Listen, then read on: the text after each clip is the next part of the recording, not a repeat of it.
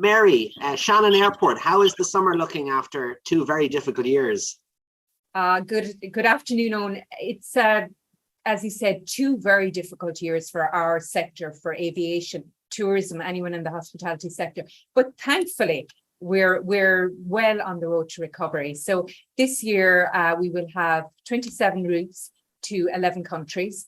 Really importantly for this region and for the entire west of Ireland is the return of transatlantic services. So thankfully, we now have Aer Lingus back operating daily on Boston and JFK. Really good news.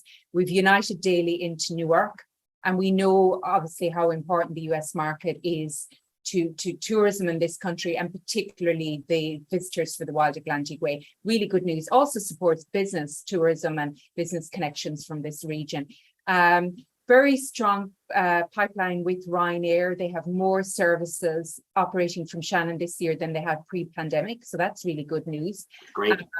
And obviously, we'd like to grow that pipeline and see more services operating from Shannon. Welling, who are part of the IAG group, have just announced that they're going to operate Paris Orly from September of this year. So it's great for us. Paris is a really popular city. So to have that connection back into Paris and be able to offer that to customers in not only this region, but also bringing visitors into the country is really, really good news. Yeah, and I think France, is the 4th biggest market for inbound traffic to Ireland, and they love the west of Ireland. So I think that should be a great success. Yeah. And just on the transatlantic routes, which, as you say, is critical, sort of brings American tourists right into the heart of the Midwest and the Wild Atlantic Way. How are those flights performing? What's the load factor like? Are the airlines happy with how they're performing? What's the sort of feeling? Well, after a slow enough start, because obviously Omicron impacted on operations in the earlier part of the year, with the total opening up of restrictions, I think we're seeing an increase. And actually, if I look at the most recent figures, very strong loads on the US services and right across the network here. Really pleased. Like, we have load factors in the high 90s on some of our routes at the moment going into June. So that's really good news. Yeah, that's brilliant. And you mentioned Ryanair, and I know there was a recent announcement of I think a €10 million investment by Ryanair in the Shannon campus. Can you tell us a little bit about that and the importance of that to Shannon Airport and indeed the Shannon Group? Yeah, really important for us, because as part of our business strategy, Owen and Shannon Group, is actually to grow the aviation cluster here in Shannon. So we have 10 hangars on our airfield. They're significant employers, and not only do they carry out maintenance, repair and overhaul, but they also have the transitioning of aircraft, painting of aircraft, and you have the entire supply chain to support that industry. And Ryanair have announced in recent weeks that they will be taking what we call Hangar 5 in Shannon as part of a 10 million investment in Shannon in a maintenance, repair and overhaul facility here. So that's really good news. It shows their commitment to Shannon, and obviously a really important airline partner to us. So we're delighted with the announcement.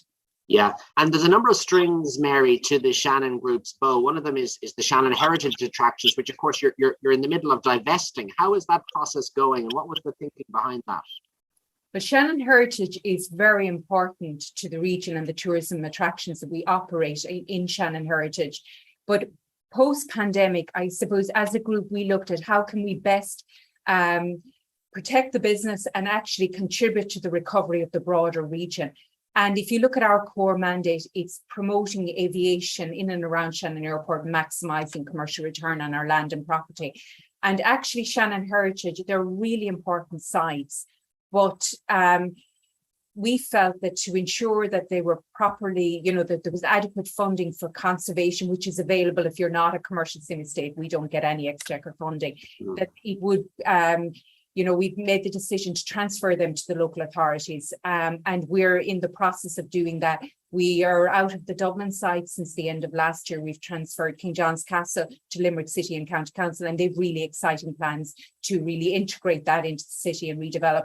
And we're working with Clare County Council on the transfer of the heritage business itself and the Clare sites. They're very important to County Clare, and Clare County Council have their own tourism strategy to actually grow their portfolio of attractions. So I think it's a win-win for heritage, for the group and for the local authorities. Yeah, and I always think within a tourism prism, but of course, Direct air access into the Midwest is absolutely critical for FDI, isn't it? And just general economic well-being and exchequer receipts.